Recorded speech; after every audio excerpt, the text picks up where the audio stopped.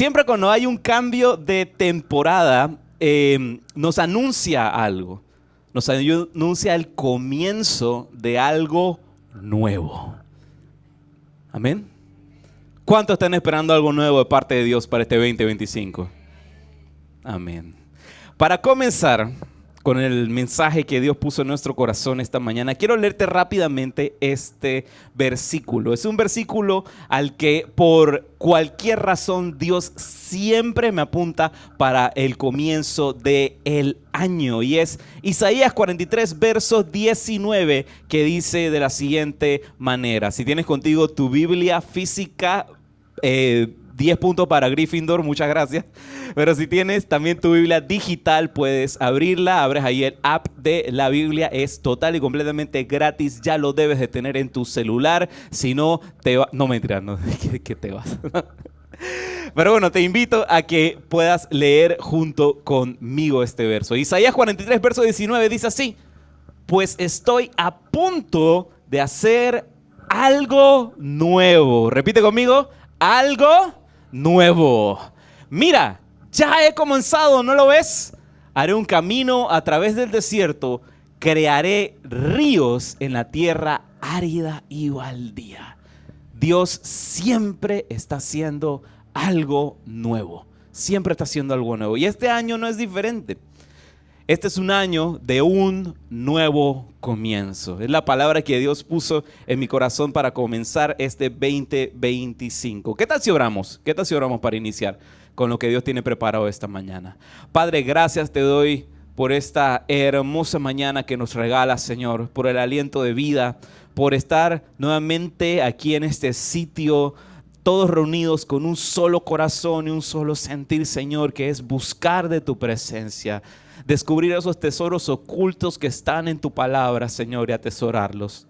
Te pido en el nombre de Jesús que tomes control del tiempo, que quites cualquier distracción de delante de nosotros, preocupaciones del día a día, Señor, de este comienzo de año, de tantas ocupaciones que tenemos, Padre, que durante los siguientes minutos nos enfoquemos total y completamente en ti. Abre nuestros oídos, abre nuestro entendimiento para recibir esta palabra que será sembrada en nuestros corazones esta mañana. Gracias te damos en el nombre de Jesús y todos decimos amén. ¿Cuándo tienes expectativas altas para 2025? Yo no sé tú, pero yo tengo expectativas por el techo. Dios está a punto de hacer algo nuevo para este 2025. Y hay una ocasión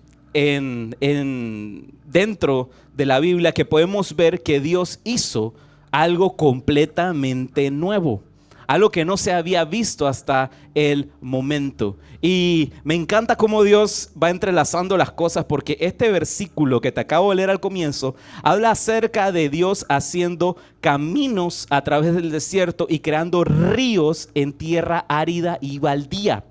Hay una historia en la palabra de Dios en la que literal Dios hizo que fluyeran ríos, que cayera agua hasta no más en la tierra árida y baldía. Y es la historia que te quiero compartir esta mañana, una historia de nuevos comienzos, la historia de Noé. La historia de Noé muchos la conocemos porque es parte así más o menos como de el folclore cultural. Conocemos un poquito de esta historia, sabemos que se trata de un diluvio, un barco y un montón de animales, ¿verdad? Ahí tenemos como que las bases de la historia de Noé. Y todos estamos un poquito familiarizados con esta historia. Es más, está hasta dentro de la cultura cinematográfica incluso. No sé si recuerdas esa película, es que 2012, que era como que iba a haber el fin del mundo y que se iba a inundar todo. Yo creo que ahí estaba Keanu Reeves en esa película, ¿verdad? De 2012. No me acuerdo qué artista estaba allí. ¿Sí? ¿Sí? ¿No? ¿Sí? ¿El de Matrix? No. Entonces estoy mezclando películas en mi cabeza. Bueno, no importa. La cosa está de que en esa película se ve al final de que hay un barco enorme, enorme, enorme donde la gente tenía que ir para poder salvarse de este cataclismo mundial. Y tenemos como que esa visión en la cabeza de que la historia de Noé es una historia de cataclismo, así de cine de fin del mundo, de que todo se va a destruir, que todo va a terminar. Pero más que nada, la historia de Noé es una historia de nuevos comienzos. Una historia de un nuevo comienzo. Y es lo que te quiero compartir esta mañana de parte de Dios. Génesis capítulo 6, verso 9 dice así. Este es el relato de Noé y su familia. Noé era un hombre justo, la única persona intachable que vivía en la tierra en ese tiempo. Y anduvo en íntima comunión con Dios. Vamos a ir deteniéndonos así de pasito a pasito porque hay bastantes lecciones que podemos atesorar de la historia de Noé. Como ves lo que dice este versículo, él era la única persona intachable en toda la tierra. Ahora, seamos honestos en algo, había mucho menos personas en ese entonces en la tierra, muchísimo menos. Hoy dicen los estadistas de que ya estamos cruzando la marca de los 8 billones de personas en la tierra. Ya van a tener que cambiar eso en los libros de historia porque ya somos más, ya estamos superando la marca de los 8 billones. Pero en ese momento Noé era el único en toda la tierra que amaba y adoraba a Dios. Era el único en toda la tierra. A veces dejamos eso un poquito por sentado, pero de verdad que nos puede volar el cerebro esa realidad. Aquí tenemos muchos que aman a Dios. ¿Amén? Pero no era el único. Y en eso nos podemos relacionar un poquito, porque hay veces que en algún punto de tu vida sé que te ha tocado ser el único. El único en tu familia, el único en tu trabajo, el único en tu círculo de amigos que ama a Dios. A veces no es fácil ser el único. Yo te lo puedo decir por testimonio, porque he pasado por eso. He pasado por eso en todos esos aspectos que te acabo de mencionar. Tanto en mi familia, tanto en mi sitio de trabajo, porque trabajo con mi familia, y en mi círculo de amigos me ha tocado ser el único. Pero sabes, hay una buena noticia detrás de eso y es lo que nos recuerda la historia de Moisés. Acabo de meter a Moisés en la barca. La historia de Noé. Tengan amor a su pastor, me acosté como a las 4 de la mañana, así que...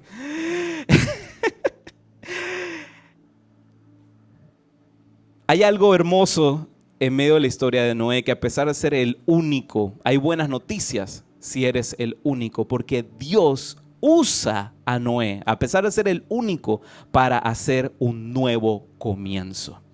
¿Y cómo hizo Dios eso? A través de Noé. Y también ¿por qué? ¿Por qué?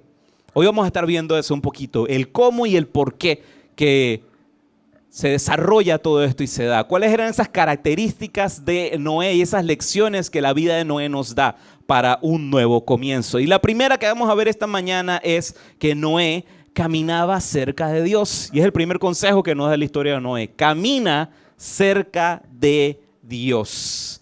Como ves el verso que leímos hace un momento, el capítulo 6 de Génesis, verso 9.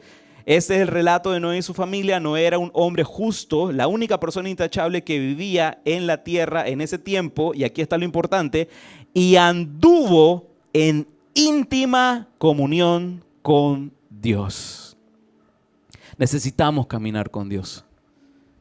Y mucho más en esta temporada que estamos viviendo. No te distraigas por las situaciones de la vida. Hay cosas que van a pasar que no podemos evitar. Pero lo que sí podemos hacer es tomar la decisión de caminar con Dios. Caminar con Dios. Tienes todo un año por delante. Todo un año por delante. ¿Sabes? Hay algo muy curioso. Cuando inicia enero es el mejor mes para iniciar cosas. Es el mes en que estamos todos alegres, todos felices. Vamos a hacer dieta, vamos a pintar la casa, vamos a remodelar aquel cuarto, vamos a limpiar detrás de la refri, qué cochinada. No, tira. Siempre queremos hacerlo de todo en enero y arrancamos con muchas expectativas. Incluso decimos, sí, voy a comenzar ese plan de leer la Biblia en un año, o no voy a faltar ni un solo domingo a la iglesia este 2025. Y después llega febrero, marzo, abril, y como que se va acabando la gasolina, ¿verdad? ¿Qué pasa los siguientes meses del año? ¿Qué sucede?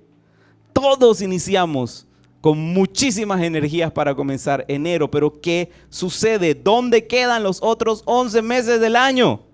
Todos queremos ir a la iglesia en enero, adorar a Dios, servir, incluso estar en todo. Y en lo que va caminando el año, esas ganas se van disminuyendo.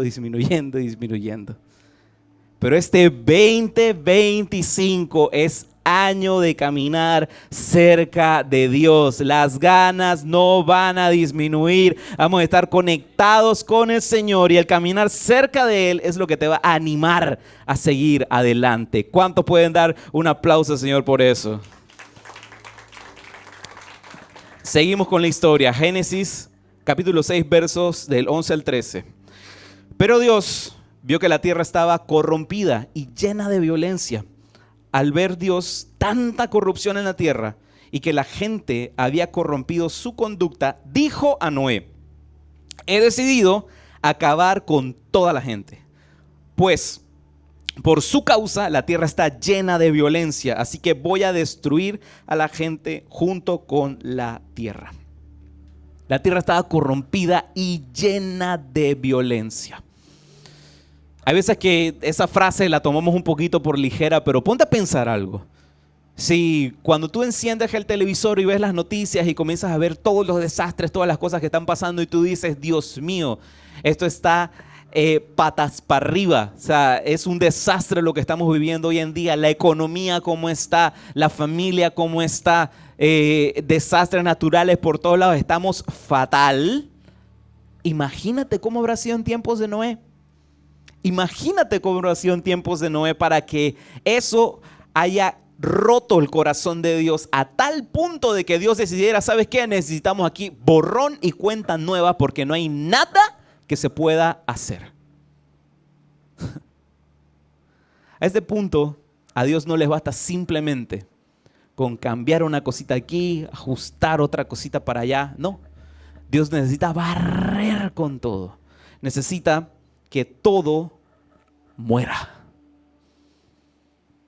Y es el primer consejo que te quiero dar esta mañana. Y anótalo si tienes a dónde apuntar. A veces, cosas deben de morir para poder comenzar de nuevo. A veces cosas deben de morir para poder comenzar de nuevo. Por ejemplo, el caso de una semilla. Una semilla necesita estar en un estado de adormecimiento que pudiéramos considerarlo como muerte, aunque bueno, científicamente no es que es muerte, pero una semilla necesita morir para poder entonces ser sembrada y que de ella salga fruto. No podemos sembrar una planta y que salga una planta. Tiene que sembrarse esa semilla que esté seca para entonces poder que ella germine y dé fruto. ¿Qué nos quiere decir esto? Cosas deben de morir en nosotros para comenzar a dar fruto. Si te has preguntado ¿por qué? ¿Por qué? ¿Por qué no he dado fruto en lo que va del 2024 y llegamos a 2025? Quizás hay cosas que deben de morir para comenzar a dar fruto. No inicies 2025 sin antes morir. Pastor, ha comenzado fuerte esto, ¿verdad? No inicies 2025 sin antes morir. Y sabes, una de las cosas más difíciles de que muera en el corazón humano, ¿sabes qué es? El yo. Sé que cuando lo acabo de mencionar, ahí eso fue... No, hombre, yo vine a la iglesia para que me anime, no para que me regañe. Tranquilos, tranquilos. Viene lo bueno, viene lo bueno. Morir el yo. ¿Y qué es el yo? El yo es, yo sé hacer esto, yo me las sé todas, yo soy lo máximo, yo soy increíble, yo. El yo. Debe morir el yo. El yo es complicado, ¿sabes? Porque el yo siempre quiere ser primero, siempre quiere sobresalir en todo. Y principalmente al yo no le gusta morir. No le gusta morir. Porque quiere siempre llevar el control. ¿Y qué sucede con eso? Hay un versículo que me encanta, que está en Hebreos, capítulo 11, verso 6, que dice esto.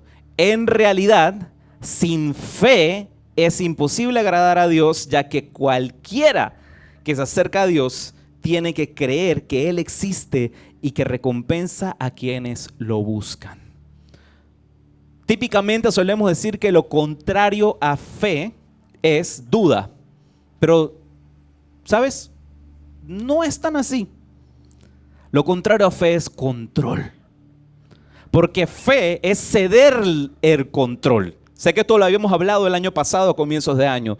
Fe es ceder el control, es ceder el control a Dios. Y me encanta lo que dice este verso, porque cualquiera que se acerque a Dios, que esté caminando con Dios, debe haber tomado la decisión de cederle el control.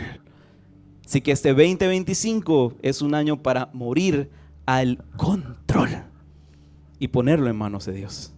Ahora me preguntarás, pastor, sí, todo eso está muy chévere, excelente, pero ¿cómo es eso de morir al yo? ¿Cómo puede suceder eso en mi vida? Deme algo práctico para usarlo mañana lunes. Bueno, una de las primeras cosas que podemos hacer, y es el segundo consejo que nos da la historia de Noé, es muera tus planes. Sí, la prédica de hoy viene un poquito heavy. Muere a tus planes. ¿Cómo es eso de morir a mis planes? Isaías 55:9 dice lo siguiente. Mis caminos, este es Dios hablando, mis caminos y mis pensamientos son más altos que los de ustedes, más altos que los cielos sobre la tierra. Anota esto, porque esto es una realidad de la palabra de Dios. Los planes de Dios son más altos que los nuestros. Los planes de Dios son más altos que los nuestros. Sé que hemos escuchado esa frase muchas veces, pero a mí me gusta siempre dar ejemplos para poder volver las cosas prácticas y que entiendan esto, porque dirán, ¿cómo es así que los planes de Dios son más altos? Mira, la mejor forma de que te lo puedo explicar es con esto, un partido de fútbol. Yo soy cero deportista, así que por favor, ténganme paciencia con lo que voy a decir. Ustedes solamente digan amén. ¿Cómo decimos que los planes de Dios son mucho más altos que los nuestros? ¿No te ha pasado que cuando estás de repente con un grupo de personas, o incluso tú eres esa persona que está viendo un partido de fútbol y comienza a gritar a la pantalla, oye, pásasela a no sé quién, corre por la banda, ¿cómo te vas a quedar ahí? ¿Cómo no viste que tenías que dar el pase para el lado izquierdo? ¿Qué te pasa? Ahí podías marcar facilito el gol y le gritan a la tele, hasta le escupen. Sé que tú eres esa persona, ¿verdad? ¿No? O conoces a esa persona. Pero ¿qué sucede? Si tú estás viendo la jugada desde arriba, es muy diferente a que tú estés allí en la cancha. Es muy diferente porque hay cosas que el jugador no ve. Pero que tú que estás viendo la pantalla del televisor y que estás tranquilo ahí en tu casa comiendo popcorn, si lo ves todo. Tu visión es mucho más alta que los que están en la cancha. Así es Dios en nuestras vidas. Sus planes son mucho más altos que nosotros que estamos en la cancha. Por eso es que necesitamos morir a nuestros planes muchas veces y recibir los planes de Dios. ¿Sabes por qué? Porque te conviene.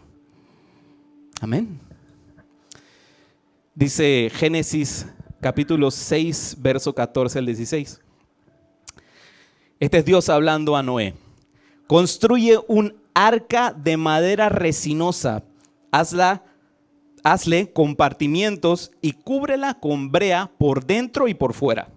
Dale las siguientes medidas: 300 codos de largo, 50 de ancho y 30 de alto. Hazla de 3 pisos con una abertura a 1 codo del techo y con una puerta en uno de sus costados. Yo soy arquitecto y cada vez que veo esta clase de cosas me vuelve loco. Porque en arquitectura llegamos a estudiar una materia que nos hablaron mucho acerca de las medidas. Y hay una manera de interpretar todas esas medidas. Y lo que podemos ver y aprender de estos versos es que Dios es específico con sus planes. Dios le da a Noé planes exactos, planes detallados. Incluso le da hasta el método constructivo. Mira que le dice, cúbrela con brea. O sea, le dice cómo hacerla. No solamente el alto, el largo, el ancho, sino que también le dice con qué y cómo hacerla, qué tipo de madera va a utilizar y cómo distribuir los compartimientos dentro del arca. O sea, le da todos los detalles a Noé. Y hay un detalle interesante en medio de todo esto que a veces dejamos por sentado. En ese entonces, Noé tenía 500 años. 500 años de estar trabajando con madera. Yo no sé, pero yo creo que si lleves ya cierta cantidad de tiempo trabajando con algo, ya debes ser un experto, ¿no? Ya te las debes saber todas, ¿sí o no? Ahí bien Dios pudo haberle dicho a Noé, oye Noé, mira, hazte algo allí porque algo que te ayuda a flotar. Tú inspírate, dale con todo, Noé, yo confío en ti. Dios pudo haber hecho eso con Noé. Tienes experiencia, Noé, tú te las sabes todas, oye, ya estás grandecito. Hazlo, dale. No, Dios no lo hace de esa manera. Dios da instrucciones. ¿Sabes por qué? Porque Dios es un Dios de instrucción, no de confusión. Dios no es confuso en su palabra. Si lees tu Biblia, te darás cuenta de que Dios no es confuso. Dios es bastante claro. Somos nosotros muchas veces que nos complicamos. Dios es bastante claro. Dios no creó a la humanidad y nos dejó así como dije, resuélvanla, apáñense por ahí. No, sino que nos dejó instrucciones para poder vivir la vida abundante a la que fuimos diseñados a vivir. Porque en tiempos de Noé, ¿qué sucedía? Todo el mundo hacía lo que le daba la gana y mira cómo terminaron. Literal, todo el mundo hacía lo que mejor le parecía. Y aquí viene el tercer consejo que nos da la historia de Noé. No vivamos según nuestros planes, sino vive según el plan de Dios. Vive según el plan de Dios. Cada vez que Dios está a punto de hacer algo nuevo, Él se apoya en sus diseños y en sus planes. Él se apoya en sus diseños y en sus planes. Como por ejemplo, una nueva vida en Cristo. Comienzas a caminar en las promesas de Dios. Tu vida empieza a cambiar. Hay cosas de que antes te llamaban exageradamente la atención y ahora de repente no tanto. Hay de repente personas con las que solías frecuentar mucho y te empiezas a preguntar, ¿por qué será que ya no me llaman? ¿Por qué será que todo mi círculo alrededor cambió? ¿Sabes? Es porque tú empezaste a cambiar. Eso es simplemente un efecto de lo que sucede. Dios se apoya en sus planes. Hemos venido a este mundo para simplemente ir a la deriva y sin rumbo, sin dirección. No, no. Hemos llegado a este mundo para vivir una vida conforme a su palabra. Él fue quien diseñó esto. Hace sentido vivir conforme al diseño de quien diseñó el mundo en el que tú estás viviendo, ¿no? Amén. Jeremías 29:11 dice lo siguiente: porque yo conozco los planes que tengo para ustedes, afirma el Señor, planes de bienestar y no de calamidad, a fin de darles un futuro y una esperanza. Muchas veces me han escuchado a mí decir este versículo, ¿verdad? Muchísimas veces. Y es un versículo hermoso. Nos encanta ese versículo, ¿verdad? Pero voy a serte muy honesto en algo en este versículo. Ese versículo se vuelve totalmente irrelevante si seguimos solamente nuestros planes y no los planes de Dios. Se ve muy hermoso, muy bonito, pero es total y completamente irrelevante si seguimos nuestros planes y no los planes de Dios. Me dirás entonces, entonces lo que Dios quiere es controlar mi vida. Controlar todos los aspectos de mi vida y llevarme como un muñequito. Hay un ejemplo que te quiero traer. Como te mencioné muchas veces, yo soy arquitecto, yo trabajo en el rubro de la construcción y hay algo muy curioso que pasa. Cuando nosotros confeccionamos planos, no lo pongas todavía, yo te aviso. Ay, ya lo pusiste, bueno, no importa. Cuando nosotros confeccionamos planos, nosotros confiamos en que los van a seguir.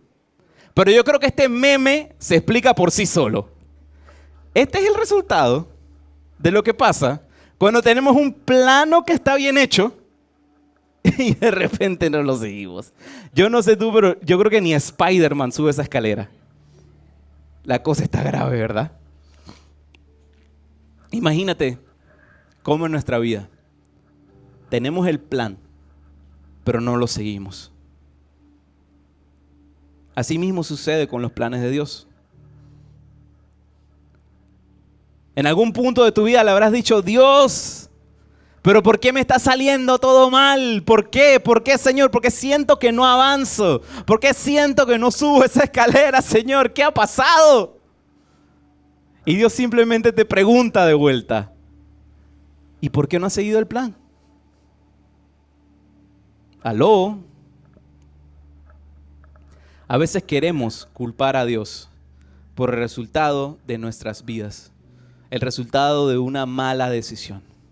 Y olvidamos que la culpa es nuestra por simplemente no haber querido seguir el plan.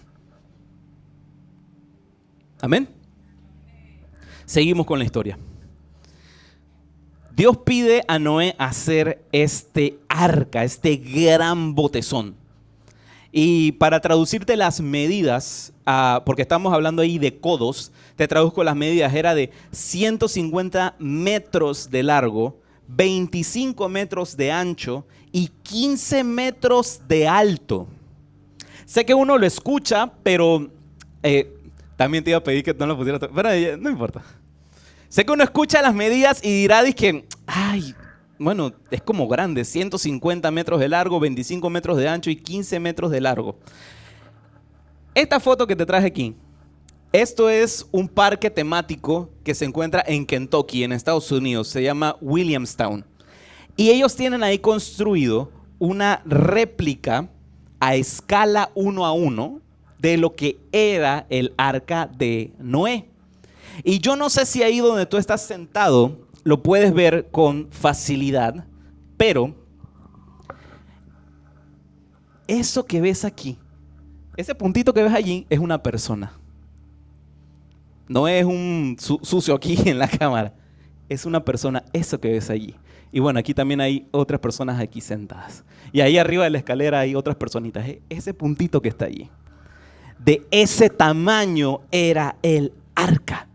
Era enorme. Enorme. El arca representa dos cosas importantes. La primera cosa que representa el arca es la salvación. Dios dice a Noé que está a punto de caer un diluvio que cubrirá la tierra entera. Ese diluvio es representación del juicio de Dios para la humanidad. Iba a cubrir la tierra entera. Y el plan de salvación, en este caso, que da Dios a Noé es, toma toda tu familia y a los animales y mételos en el arca. Mételos en el arca. El arca se transforma en ese momento en un vehículo de salvación. Un vehículo de salvación. ¿Y a qué te suena eso? A Jesús.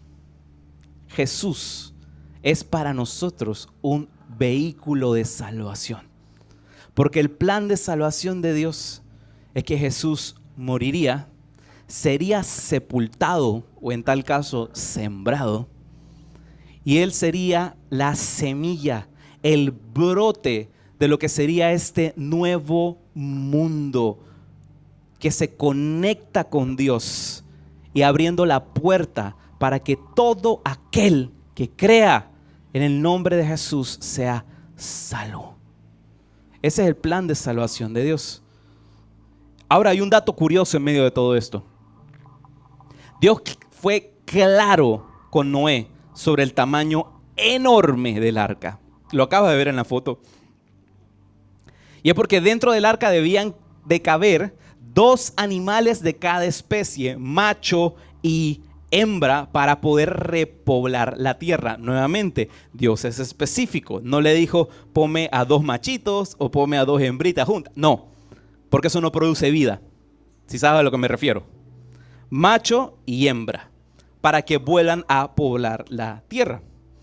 Entonces, incluso Dios también más adelante, si lees la historia, verás que le pide a Noé que llevara 7 parejas, o sea, 7 parejas de macho y hembra de los animales que se consideraban para ellos animales puros, para una vez terminase el diluvio ofrecer sacrificio de gratitud a Dios. O sea, si vas sumando, eso fue, Dios mío, yo no me imagino cómo debía haber olido dentro de ese arca, pero bueno, eso tuvo que haber sido una cosa descomunal. El arca era enorme, enorme. Si te pones a contabilizar en tu mente la cantidad de espacio que se requería para tal obra. Y así mismo es el plan de salvación de Dios. Es enorme. ¿Sabes por qué? Porque la salvación no es para unos pocos. La salvación es para todos. Para todos. Mira lo que dice Romanos 10, verso 13. Porque todo. ¿Ahí qué dice? Todo. El que invoque el nombre del Señor será ¿qué? Salvo. Esa es la realidad de la palabra de Dios. La salvación no es para un grupo privilegiado, ni la salvación es solamente para los judíos, como después Jesús nos enseñó. La salvación es para todos. El arca también representa otra cosa. Ya dijimos que representa la salvación, pero el arca también representa la iglesia. ¿El arca qué es? Un bote salvavidas. Un bote para salvarnos del diluvio. ¿Y la iglesia qué termina siendo también? Un bote salvavidas. La iglesia termina siendo un bote salvavidas. Porque existe una realidad. Existe una realidad. Y no me dejarás mentir con esto. Hay muchos que se están ahogando en la vida. Hay muchos de que los problemas, las deudas, la depresión, el pecado, las dificultades los tienen hasta aquí. Y se están ahogando por la vida. ¿Qué es la iglesia? La iglesia es un bote salvavidas. La iglesia es el bote salvavidas para salvarnos del diluvio de la vida.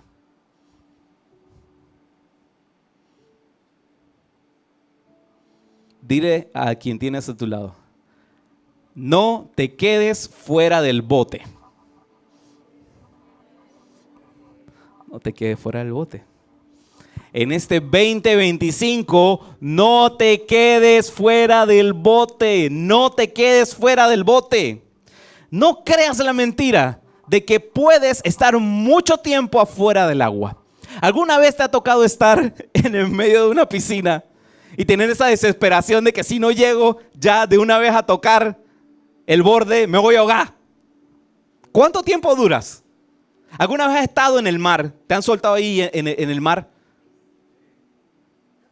Y tener esa sensación como de que, Dios mío, aquí no duró mucho tiempo. ¿Cuánto más allá afuera? Las aguas de la vida nos pueden ahogar. ¿Sabes? Voy a serte muy honesto en lo siguiente. En el corto tiempo que tengo de vida, jamás, hasta el sol de hoy, he conocido a alguien que me diga que su vida ha mejorado sustancialmente después que se fue de la iglesia. No lo conozco. No he conocido a uno solo que me diga, estoy mejor porque no estoy en una iglesia. No lo conozco. No lo conozco. Sino todo lo contrario. He conocido personas que desde el momento que han tomado la decisión, no de asistir simplemente a un lugar, sino pertenecer a una familia, porque son dos cosas totalmente diferentes. Iglesia no es un sitio al que vamos, sino una familia a la que pertenecemos. Una familia en la que nos relacionamos con todos los hermanos que están allí, y en una familia en la que recibimos dirección de parte de Dios, que recibimos ánimo para seguir caminando. Te digo que este no sea un año para estar fuera de la barca, que este no sea un año para estar fuera del bote. Todos necesitamos de la iglesia, y más en estos tiempos que estamos atravesando. Todos necesitamos un sitio para descansar, un sitio donde podemos adorar juntos a Dios. Porque sí, es chévere poner música cristiana ahí en tu carro y alzar las manos, pero mira adelante, no te choques. Todo es muy chévere eso, pero hay algo diferente que sucede cuando estamos juntos en un mismo sitio adorando a Dios. Todos necesitamos de la iglesia, todos necesitamos un lugar en el cual seamos animados y retados. Esta mañana estaba hablando con el equipo de casa y les decía de que este es un año en el cual Dios nos va a retar. ¿Sabes por qué? Porque el enemigo más grande, yo sé que esto no lo tengo aquí, pero Dios me lo está poniendo en el corazón decir. El enemigo más grande de la excelencia es la comodidad. Uno no viene a la iglesia para estar cómodo. Uno viene para ser retado, porque Dios nos quiere retar a vivir de la manera que jamás nos imaginamos vivir y disfrutar la vida de maneras que jamás nos imaginamos disfrutar. La iglesia es un sitio donde seremos animados, retados, un sitio donde podamos servir y más que nada sembrar. Todos necesitamos de la iglesia. Génesis capítulo 6, verso 22. Este es el final del capítulo 6. Y este verso es hermosísimo por lo que viene a continuación. Dice, y Noé hizo todo según lo que Dios había mandado. ¿El siguiente? ¿No está ahí? Bueno, debe ser que se me pasó. Génesis capítulo 6, verso 22. ¿O no está funcionando? No está el versículo. Bueno, no importa. Génesis capítulo 6, verso 22 dice, y Noé hizo todo según lo que Dios había mandado. ¿Sabes? Ese verso es bien chiquito. Es bien chiquito. Pero encierra algo enorme. No sé si ahí en la siguiente ya viene una foto del arca nuevamente. ¿Sí? Pónmela, por favor. Este arca que te acabo de poner hace un rato de Williamstown, ¿cuántos años crees que tomó construirla? ¿Alguno se atreve a decir? ¿Cuántos? 3 años. Bueno, 3 años. ¿Otro más? 5 años. ¿Otro más? 20. Bueno, ¿saben cuánto tomó en realidad? 2 años. Le hicieron en 2 años. Con las herramientas, la tecnología que tenemos hoy en día, ese parque temático, ese barcote que ves ahí, tomó 2 años.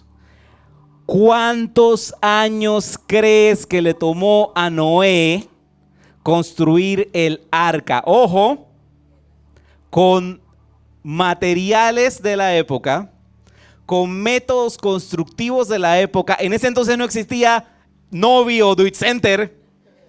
Las únicas herramientas que tenía Noé eran las herramientas que él se podía fabricar. ¿Cuántos años crees que le tomó a Noé construir el arca?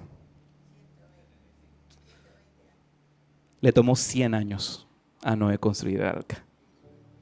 100 años. 100 años siguiendo la dirección de Dios. 100 años siguiendo los planos. 100 años confiando en el tiempo de Dios. 100 años. Yo no sé si lo estamos dimensionando. Yo te hago una pregunta. Imagínate que mañana en el trabajo tu jefe te diga: mira, quiero que me hagas esto y va a ser clipsar papeles y que lo hagas durante los siguientes 100 años de tu vida.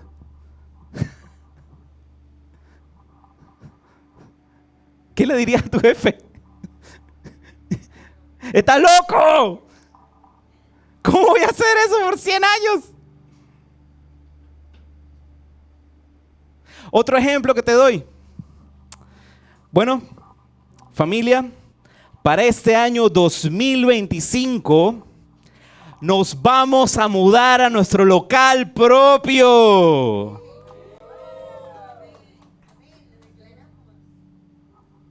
Dentro de 100 años.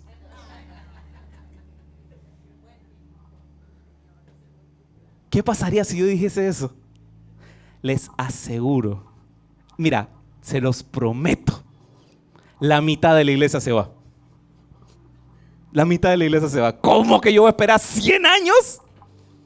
Ese pastor está loco, primero se muere. Primero me muero antes de ir al local nuevo. No, yo no me voy a quedar 100 años aquí esperando. Me voy a la iglesia de al lado que tienen allí, qué sé yo, máquina de algodón de azúcar en la entrada, no sé. Nosotros tenemos café, pero... espera 100 años, no, hombre, está loco. A Noé le costó 100 años seguir la dirección de Dios, seguir el plan de Dios. Y ahí viene el cuarto consejo que la historia de Noé nos da esta mañana. Vive en obediencia. Vive en obediencia. En este 2025, vive en obediencia. Porque un nuevo comienzo nace de la obediencia. Un nuevo comienzo nace de la obediencia. A lo mejor algunos de los que están aquí estuvieron muy pequeños para presenciar esto en sus televisores y lo que vieron fue la película. Pero ¿cuántos vieron la película esa del Apolo 13? No sé si me puedes poner la siguiente fotito. Ajá. Ahora sí, muy bien. ¿Cuántos vieron la película esa, la de Apolo 13? Chuzo, incluso aquí hay gente demasiado chica como para haber visto la película. ¡Qué miedo! Hubiera tenido otro ejemplo aquí. Pero bueno, te lo voy a contar un poquito. En el año de 1970, todo el mundo, no solamente en Estados Unidos, todo el mundo estaba magnetizado a las pantallas de su televisor porque se estaba desarrollando un evento que de verdad detuvo los corazones de todo el mundo. ¿Y qué fue? Esta misión llamada Apolo 13 fue una de las últimas misiones de Apolo. ¿Y qué eran estas misiones? Eran misiones en la cual se llevaba a una tripulación a alunizar en la luna. ¿Y qué es lo que sucede? En la misión de Apolo 13, más que ser reconocida como una de las misiones fallidas, porque fue una misión fallida de parte de la NASA, una de las más peligrosas de la historia de la NASA, también es reconocida como uno de los mayores logros de trabajo en equipo de la historia. El Apolo 13 tenía como objetivo aterrizar en la Luna, como también su antecesor, el Apolo 11. Pero a los 2 días de estar orbitando, cuando ya les tocaba bajar el módulo lunar, sucede una explosión de oxígeno. Termina dañando el módulo y se ven obligados a regresar a la Tierra. No terminan de alunizar. Tuvieron que en ese momento tomar una gran decisión, porque estamos hablando de la década de 1970. La tecnología que se tiene ese entonces. Tuvieron que prácticamente seguir así con los ojos cerrados todas las indicaciones que le daban en Houston. Incluso, yo no sé si por la foto se puede apreciar un poquito, pero aquí está una de las fotos que tenían dentro del módulo lunar. Ahí se ven a los astronautas con, no sé si ves allá, pero es como una cajeta que tiene un poco de tape encima. Y acá del otro lado se ve como una foto de unos ingenieros, eso era en Houston, que tenían una cajeta también con tape y unos cartuchos. Bueno, la obediencia que tuvieron que tener estos hombres de acá dentro del módulo lunar era tal que tenían que seguir hasta las indicaciones más ridículas que les daban en Houston. Porque había tareas que tenían que realizar, como armar un filtro de oxígeno a partir de cartuchos y tape.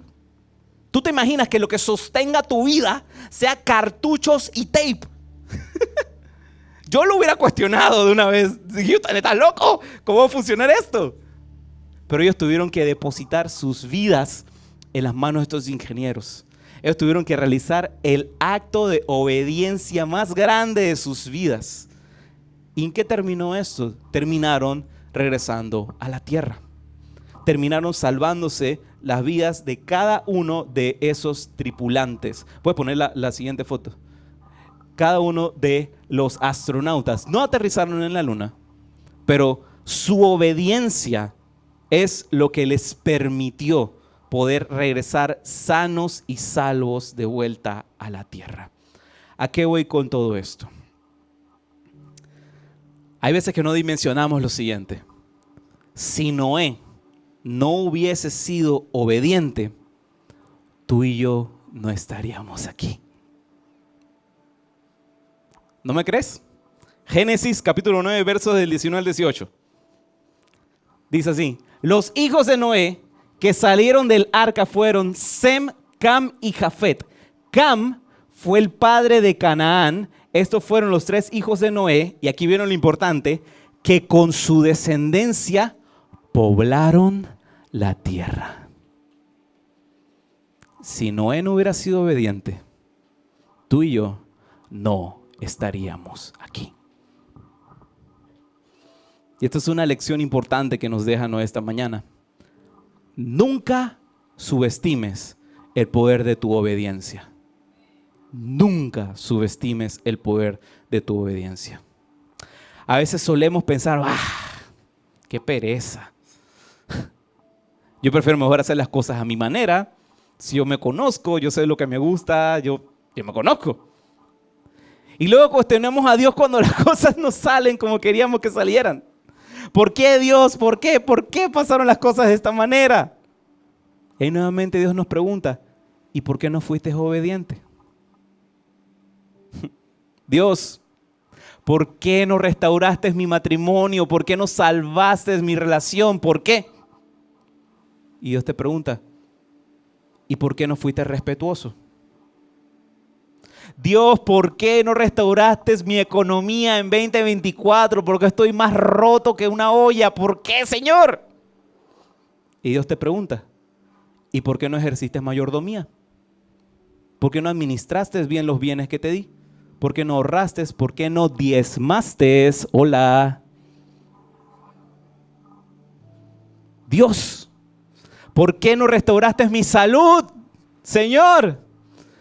Si el Señor te pregunta, ay, ¿y por qué seguiste comiendo McDonald's? Cric, cric, cric, cric. Faltó ese efecto de sonido, ¿eh? Te aseguro lo siguiente. Hay veces que pensamos que las cosas grandes de Dios son a través de cosas grandes que uno tiene que hacer. Pero hay una realidad en la palabra de Dios y es la siguiente. Los grandes actos de Dios suelen darse por pequeños actos de obediencia. Los grandes actos de Dios suelen darse por pequeños actos de obediencia. Que a veces pensamos que no vale la pena esto y lo otro. No, no, no.